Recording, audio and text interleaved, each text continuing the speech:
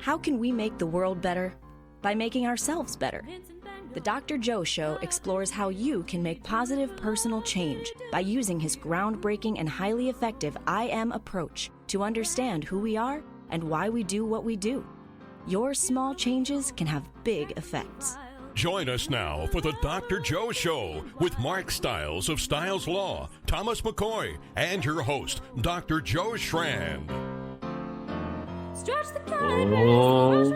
Welcome to the Dr. Joe Show. That was so good.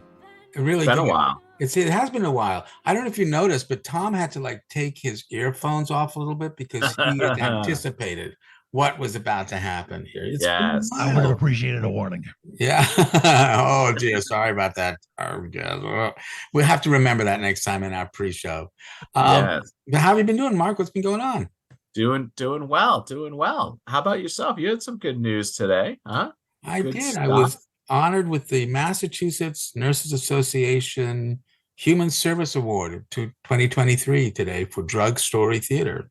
Awesome. I'm so honored and proud, and I just need to thank, my executive director Nicole Conlon and my chief operating officer Kathleen Wright, but really all the kids who were in the show.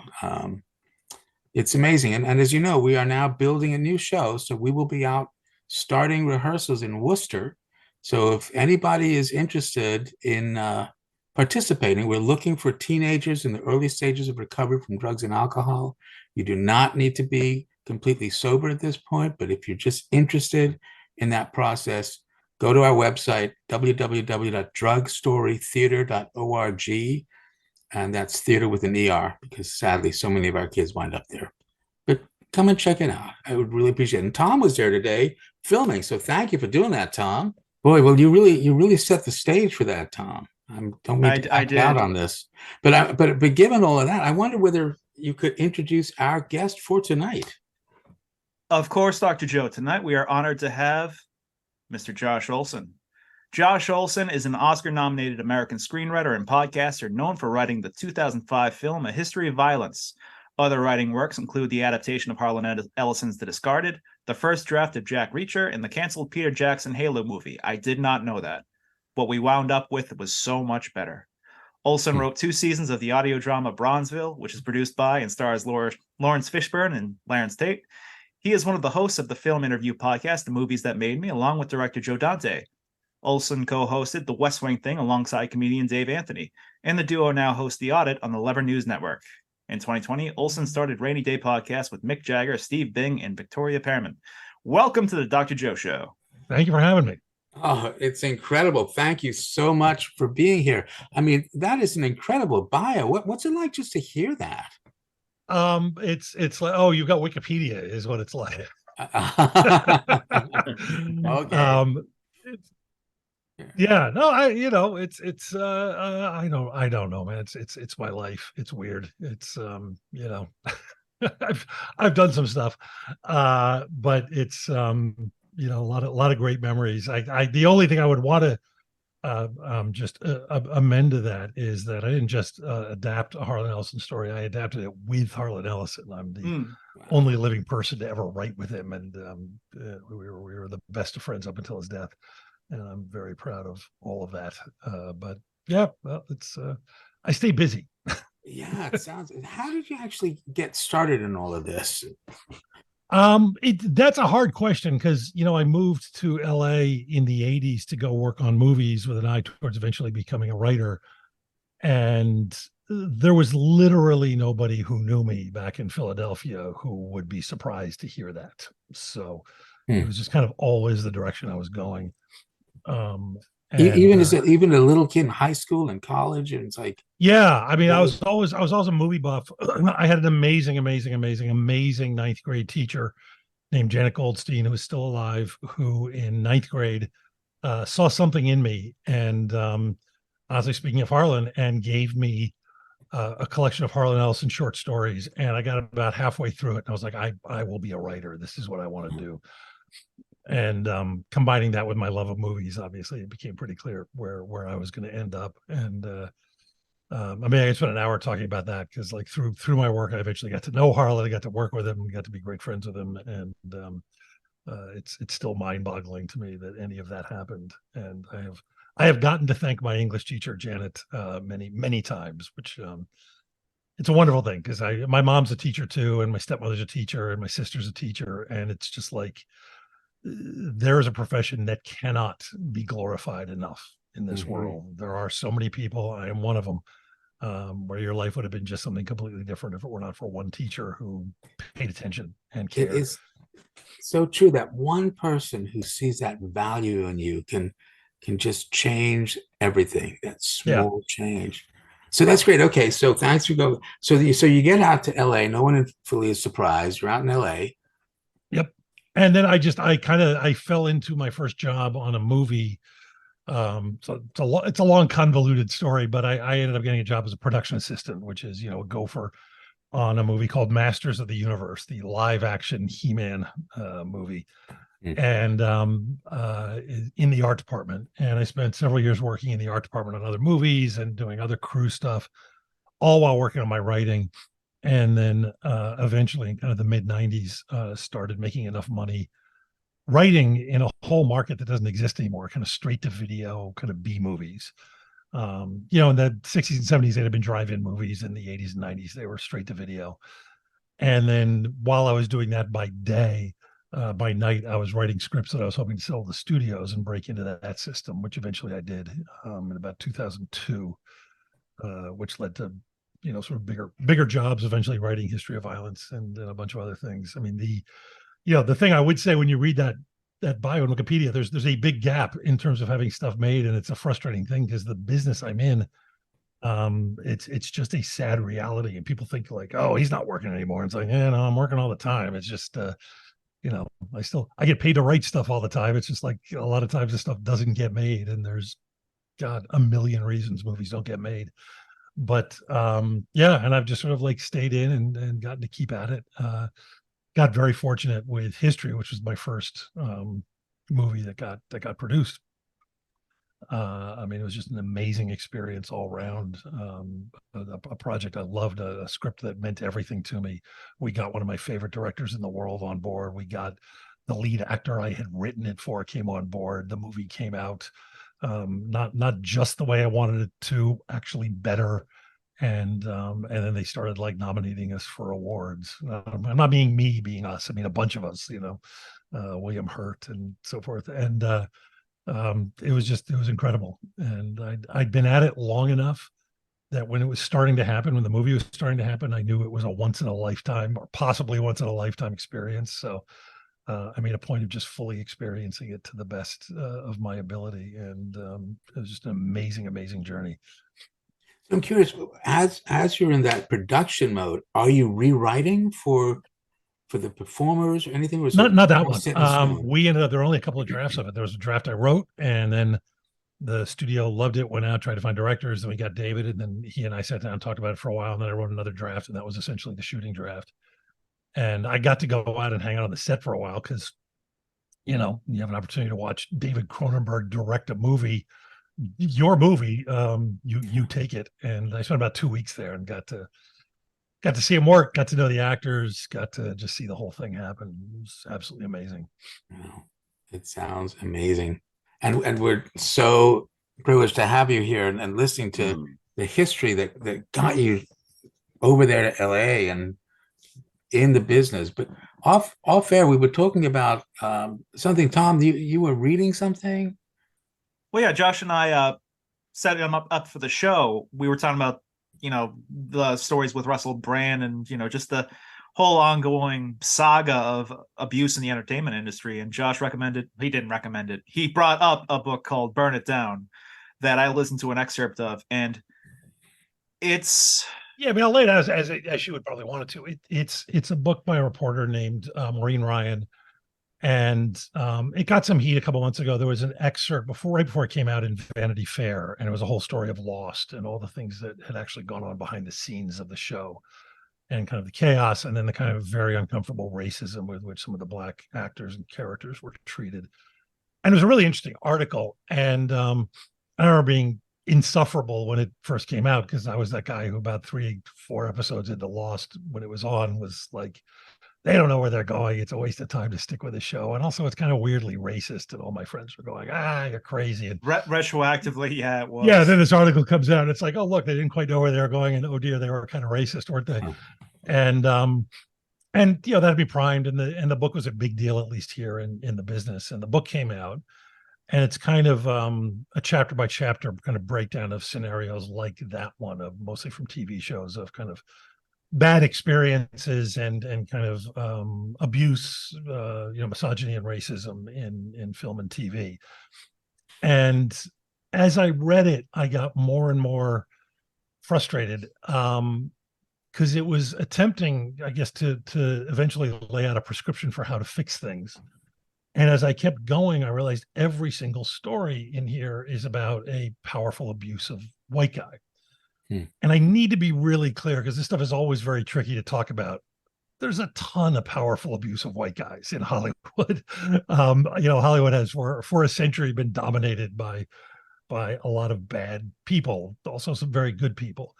What I found frustrating as I kept going was that it never went beyond that. It's there are people, for instance, who look at the Harvey Weinstein story and they take away from it a couple of things. One is like, thank God we got rid of him. It's like things are better now, which is half true. Thank God we got rid of him. Yes. But there's still all sorts of abuses going on.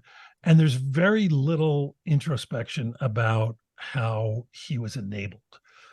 Kind of the same thing with Cosby at the time. I mean, that was a experience where I had a sort of triple whammy. I come from West Philadelphia, which was Bill Cosby's neighborhood. I went to Temple University, where Bill Cosby went to, and then I went into show business. So the news that Bill Cosby was a deeply unpleasant person was something that I had grappled with probably in my childhood. I didn't know the extent to which, he was this awful monster. But, so when the news finally broke, there were a lot of us. In fact, a friend of mine was a journalist who had tried to run the story years earlier and no one would carry it. It wasn't news to an awful lot of people in the business. And the thing that always concerned me is that there were all these sort of sighs of relief and people who were condemning him who were, in a position to certainly have known. And there's no way that someone like Bill Cosby could have operated as long as he did, the way he did, without a slew of people who were making a lot of money off of him and going to bed every night in very expensive houses, praying that tonight isn't the night they get the phone call. You know what I mean? And so there's a kind of complicity that rarely, if ever, gets talked about seriously. And then in reading this book, it's just so utterly focused on making the point that, it's men and it's sexism and it's sexual abuse that's the problem at the core of Hollywood. And I realized as I was reading it, because she never gets into sort of abuse of women and abuse of power by women. And it became clear that she thinks abuse is a subset of misogyny, whereas I would argue misogyny is a subset of abuse. And, and I started my business. When I was first in the business, I worked with several big women producers at a time when there weren't that many. And a couple of them were among the best people I ever worked with. And a couple of them were among the absolute worst human beings I've ever encountered. And whose kind of abuse, certainly not the Harvey Weinstein kind, but falls into the Scott Rudin school, where I've heard no sexual allegations against him, but, the physical abuse and emotional abuse and, trying to destroy people's careers and so forth, and throwing coffee cups and so forth. And there's a lot of that. And as women have grown in power in this business, obviously there's become more of that, as there naturally would. And it's a frustrating thing to read something like that is just reinforcing these notions that I don't think you solve the problem by solving part of the problem. I don't think you solve the problem by pretending it's something other than what it is. And, that a lot of powerful men show their abusiveness, show their nature through physical abuse, through sexual abuse. People get so caught up in that they lose sight of the fact that there are other forms of abuse and it's not just men. And that was really frustrating. And then there were sort of assumptions made, and it was all this kind of, I got very disconnected from kind of mainstream Democrat politics, especially in 2016, where, we ran this candidate who was kind of deeply unpopular in all sectors, and who, I had as a progressive or as a leftist in the 90s kind of sworn I'd never vote for another Clinton again as long as I lived. And we were told that, first of all, if you didn't support her, it's because you're sexist. In spite of the fact that countless, women, especially younger women, were supporting her. And then there was this odd thing where they kept coming back to like, she's qualified, she's the most qualified. And I realized it's playing into a real thing. I mean, again, it gets tricky when you talk about this stuff because it sounds like you're sort of denying the reality of these things. But I remember having a conversation with both my mother and my sister-in-law, both of whom are older women. My mother's obviously older than me, talking about how they felt this almost primal biological pull to vote for Hillary Clinton because of the kind of the message she was putting forth. And then they kind of snap out of it and go, oh my God, yeah, she's Hillary Clinton. I can't vote for that. I believe in healthcare. I believe in all kinds of things that she doesn't. It's a strange thing because she's most qualified argument is not about politics, because that's not how you pick someone for political office. I don't vote for anybody because they have a better political resume than their opponent. I'm from Philadelphia. The first political campaign I was ever involved in as a child was when we elected our first black mayor, Wilson Good. And he was running against Frank Rizzo, and Frank Rizzo had by far a better resume than Wilson Good. There's no moral, quality that's conferred upon you by having a better resume. But what that was tapping into was the fact that there were so many women, and I know tons of them, my wife, my mother, my sister, who have been in situations where the resume is what matters. You're up for a job, and they have lost those jobs to men who are less qualified. And she was using that language to kind of shift it over to politics where it's less essential, and trying to kind of convince people that you are somehow striking a blow for feminism if you elect a woman president, even if her politics are kind of appalling, even if there are other people running who have a lifetime of working towards policies that you believe in. And there was kind of a cultural shift as a result of that, and this book feels like part of it. You can interrupt me anytime. I apologize. Well, I was just gonna say, when I hear qualified, it's almost like saying, well, they're so articulate, like where it's like an empty, at best, empty kind of platitude. Yeah, it doesn't mean anything. It's like, I mean, my God, George Bush was wildly qualified to be president. He had an incredible resume going back to the CIA, and I mean, it's like not a fan of him either. But this idea of abuse, I agree. It's not just the violence, aggression, or the sexual abuse. But yeah. What's your experience been? Have you had experience personally where you felt so different than your ninth grade teacher who just saw everything great?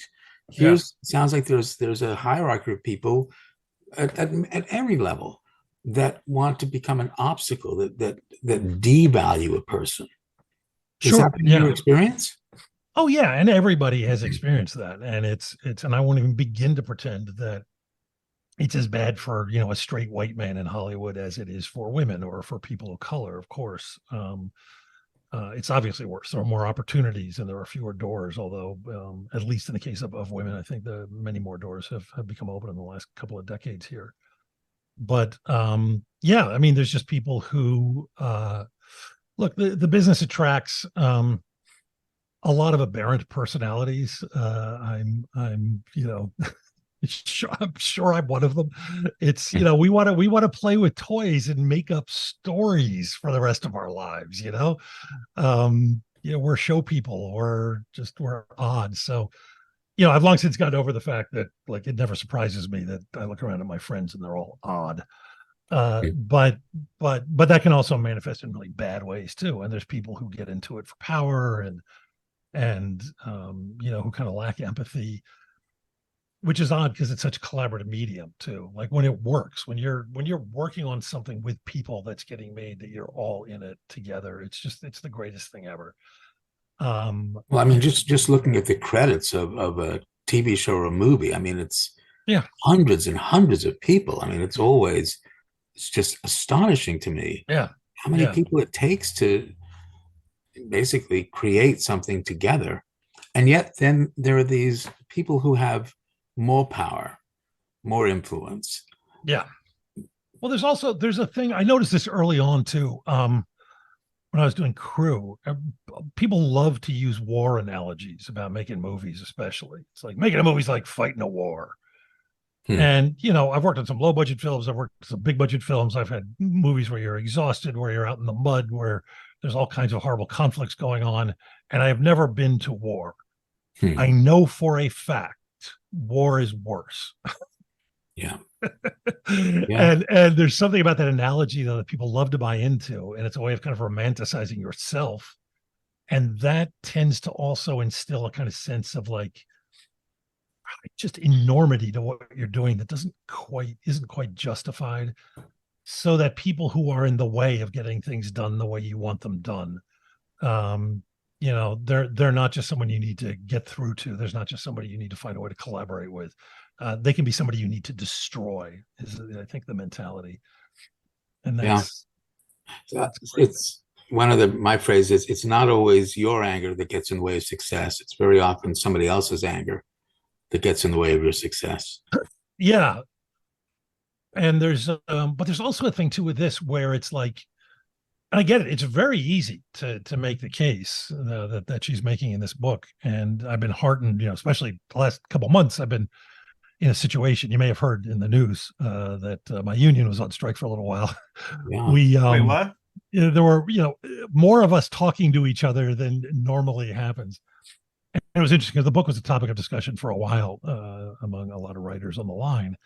And it was hard to see how many people were frustrated with it for the same reason. Because there's a segment in it that just really kind of boggled my mind that I could never get past, where it's not even the main focus. There's like one paragraph and she describes a scenario in which a young Black woman is working on a TV show.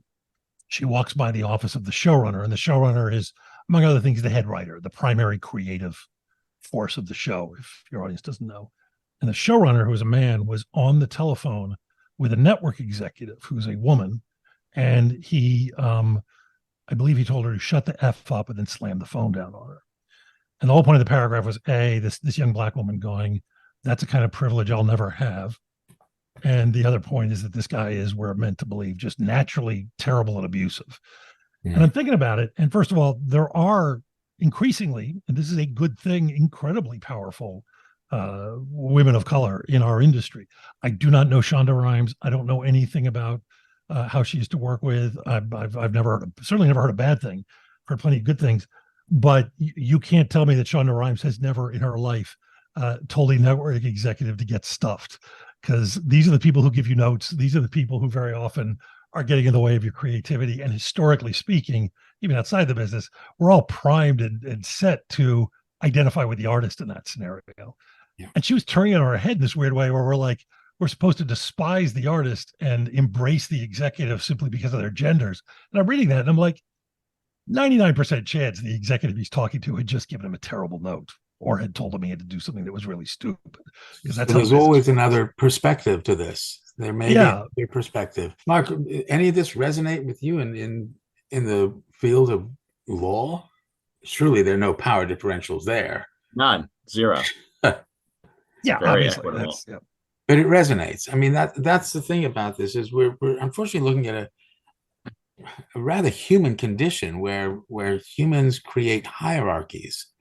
And there's somebody who wants to have more power than somebody else. And yet, we've been doing it for so long, it doesn't always work. Josh, the writers just went through a whole mind change. I mean, what can you tell us a little bit about that and the strike? Yeah, I mean, that was about the AMPTP wanting to basically crush us. And it was really interesting. It was different from, I was here for the last strike in 2007, because this time it's far more, the business is far more controlled by Wall Street by hedge funds, by people who are even in 2007 when we were like up against these kind of like awful cold murderous mercenaries who wanted to crush us. It's like, yeah, but they want to make movies. And some of these people just don't care. And some of the current people, yeah, just don't care. And the word existential got tossed around a lot, but it was true. We were striking for our ability to continue to work for a living. And what was interesting this time, there's a lot of good lessons, and I think we're in the middle of or at the beginning of, let's say, this incredible labor movement in America, and we were all very proud to be part of that. And to see the auto workers going out, to see Kaiser going out the other day. All this stuff. This is like people starting to recognize what's happening and realizing that, and I believe this to my soul, that like, the only real power we have is when we stand together, and the labor movement is like the living embodiment of that. And I'm very, very proud to be a member of my union. But it was interesting to watch this time because we had the fact that they wanted to basically wipe us out behind us. There was, in fact, an article leaked out in which an unnamed executive had said, we're waiting until people start losing their homes and then they'll come back to us. I want to give a shout out to whoever that was, because it's not like we were lagging at that point. We were doing fine, but boy, I have never seen anything like the jolt of energy that gave people. There's, if there was one person who went, oh my God, I have to stop supporting this strike, there were 1,000 people who were like, I should be out of the line tomorrow and every freaking day. And it's interesting because, and we also had social media in a very real way, which we didn't have last time to this extent. There was a moment when the AMPTP hired a big PR firm to come in and kind of help them with their image. And it was just so funny to watch because they're like, what is a PR firm? Well, they're essentially, some highly paid writers who are coming in to help them spin the story. And it's like, wow, you have 5 highly paid writers helping you. Guess how many incredible writers we have willingly working for free right now. It's like it's insane. You're fighting a battle you can't win.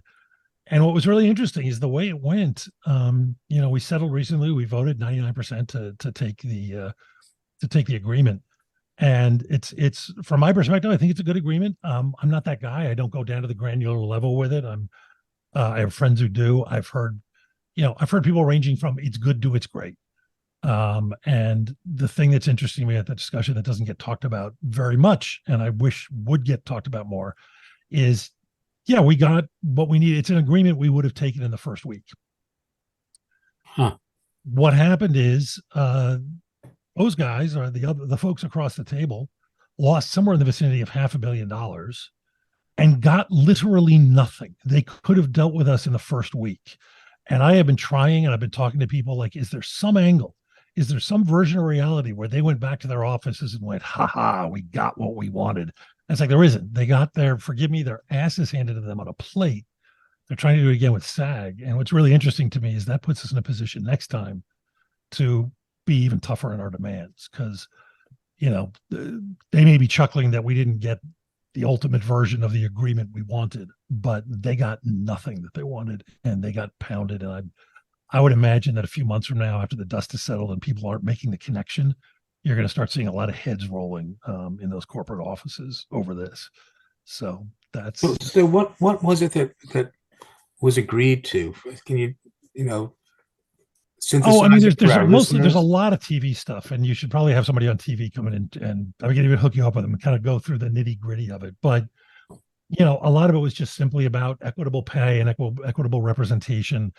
The AI issue was a very big one for us, much bigger for actors, and sadly much bigger for directors who did not seem to understand that and just made a deal instantly. But at one point, what they were trying to do was create a scenario whereby, they weren't looking to erase us, but what they would do is, so Dr. Joe, you're a big successful screenwriter and you have a particular voice and you get paid, you have a rate and you get paid that rate, and that rate is big to write a movie. And that rate is, let's say it's X.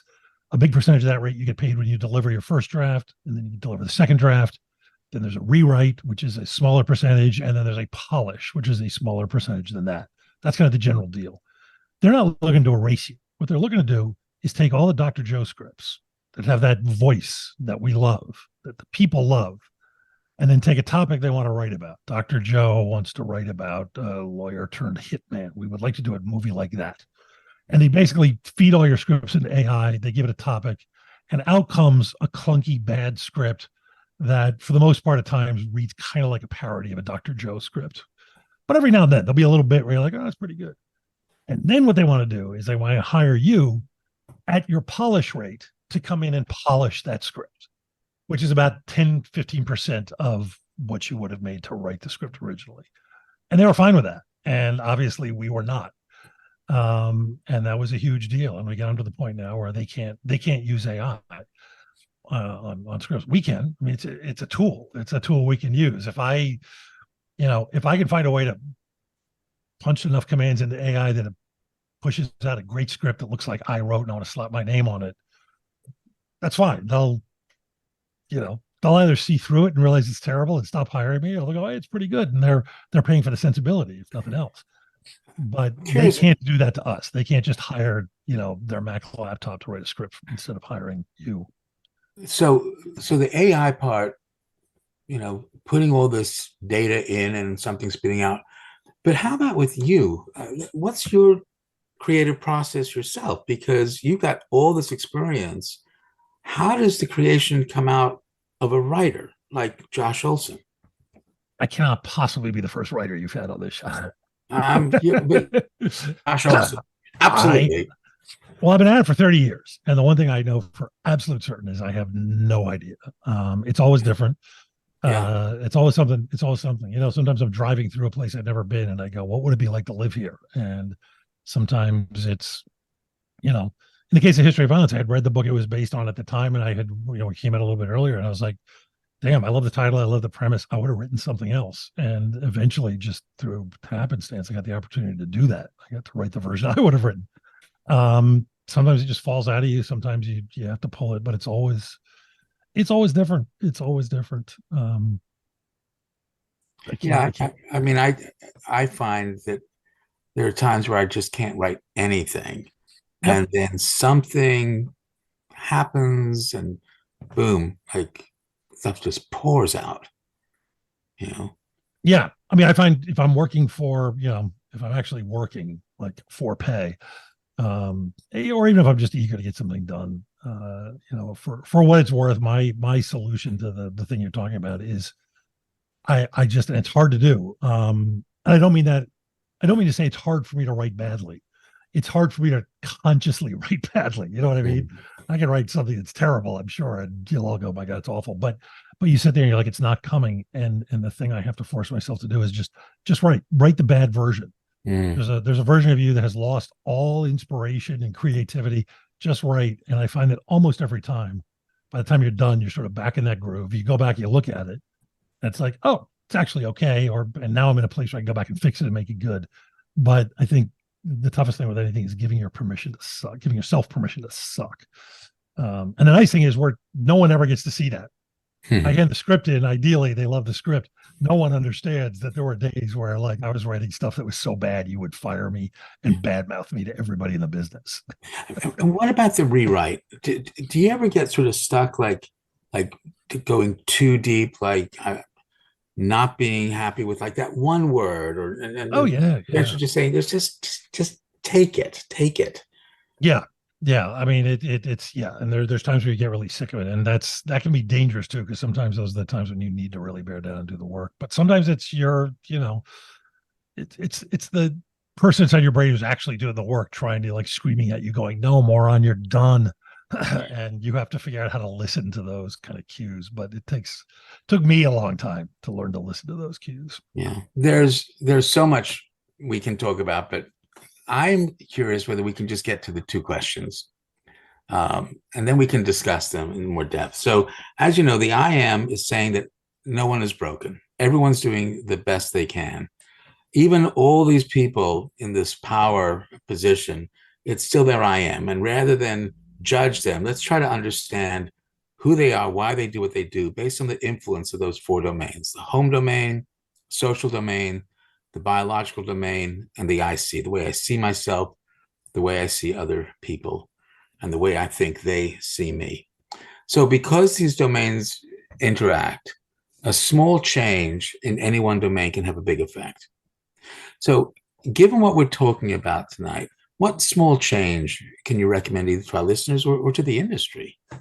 Yeah, I mean, like my opinion will matter, but it's funny. It's interesting hearing you talk about that because I once, I mean, I was never actually going to do it, but I always joked like I want to write a book called "Even Paris Hilton Has Pain," which will give you a sense of how long ago this was. But that notion that you're talking about, and I think it's, to do what to write, you have to be able to grasp that. You have to be able to sort of insert yourself into characters you sometimes find loathsome.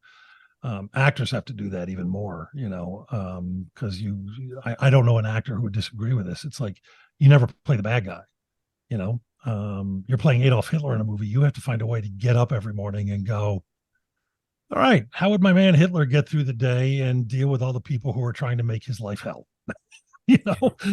And it's an interesting thing. And obviously you don't want to apply it consistently to everybody in life. Adolf Hitler, for instance, but yeah, I mean, it's a worthy thing that you're talking about there. I mean, for me, it's just simple stuff. I feel like very frustrated, kind of living in a world where it is, I guess, a little harder to get informed than it used to be. But in a lot of ways, it's easier because as chaotic and prone to misinformation that the internet can be, you do have access to all the world's information at your fingertips. In fact, I once asked my friend Harlan, who was not only a great science fiction writer, but read everything in the genre. I laughed. I said, did anybody back in the day when everybody was predicting everything and getting everything right, is there a single solitary science fiction story that predicted that one day we'll have the sum total of human knowledge at our fingertips and it will make everybody dumber? And he laughed. He's like, no, you could not see that coming.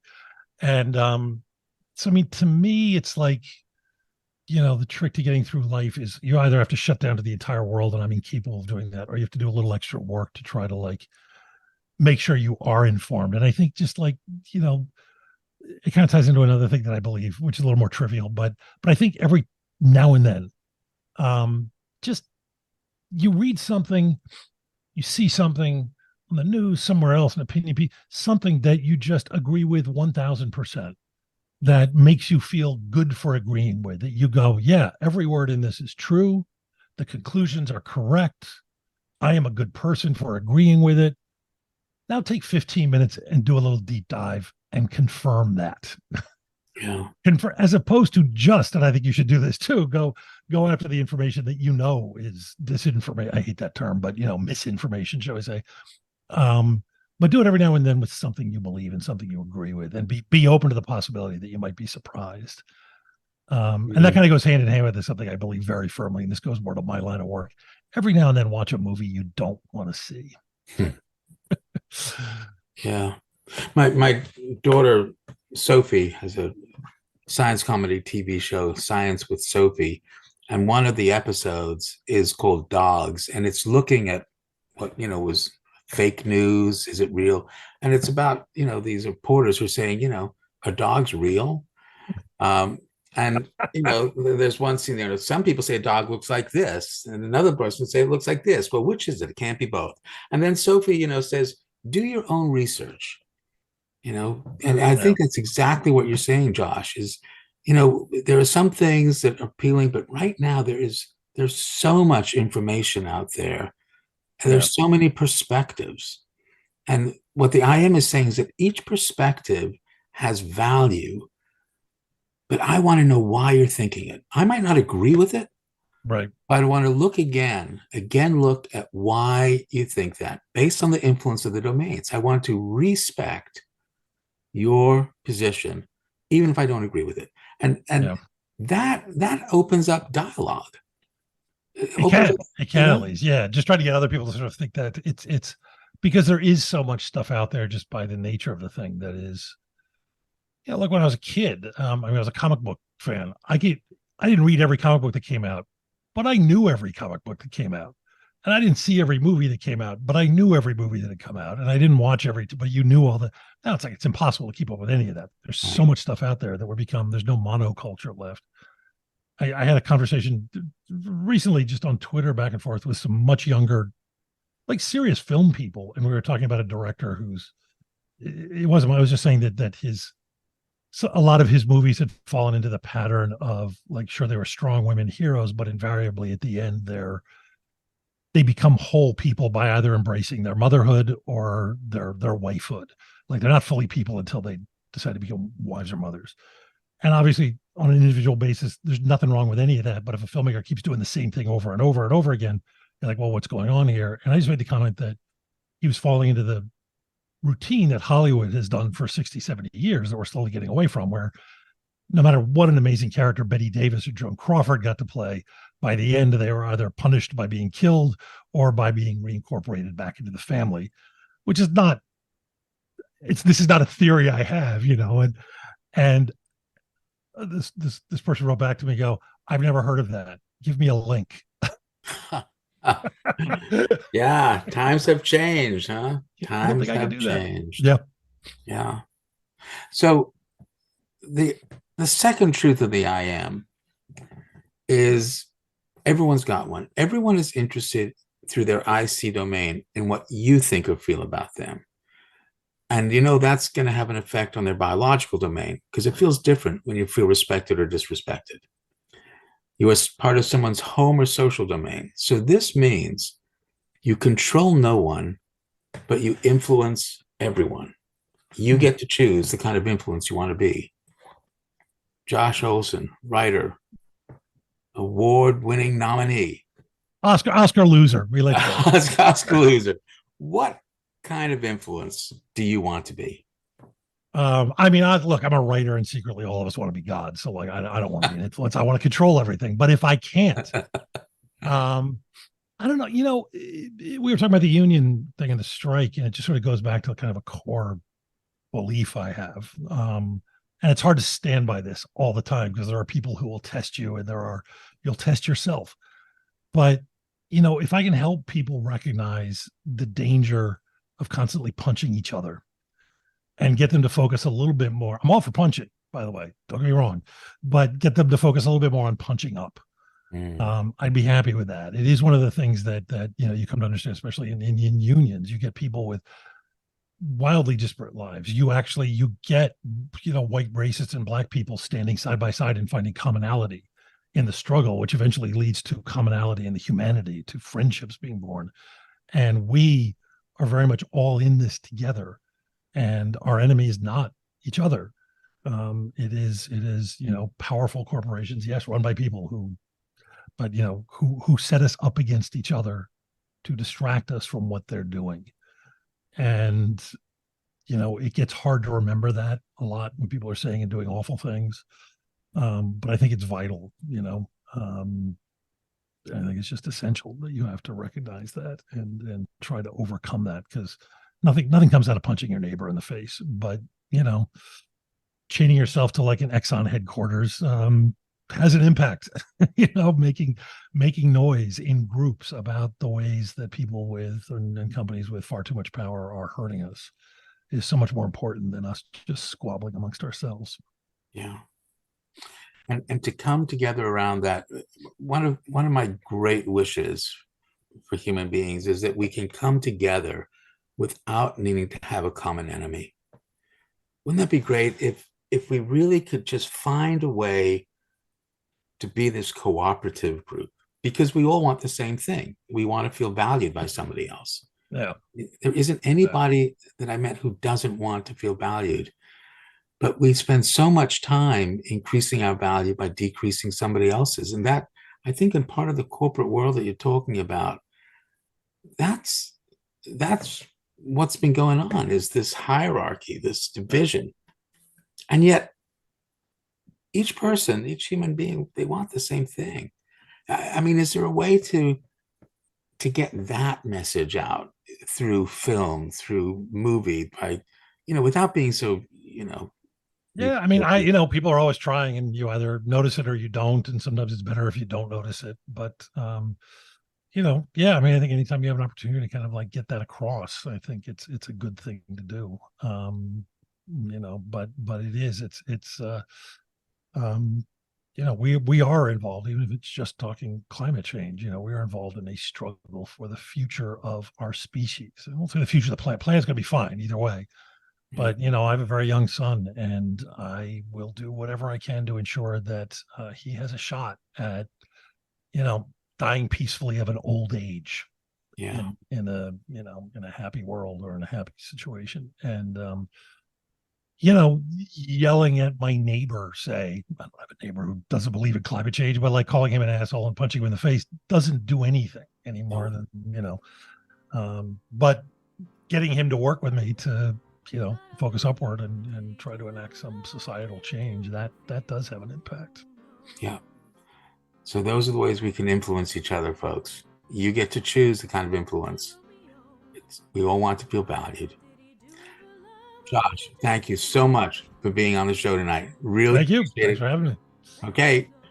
We will see y'all later. Bye, folks. Bye, Mark. Bye, Tom. Bye. Is it sadness or just a show?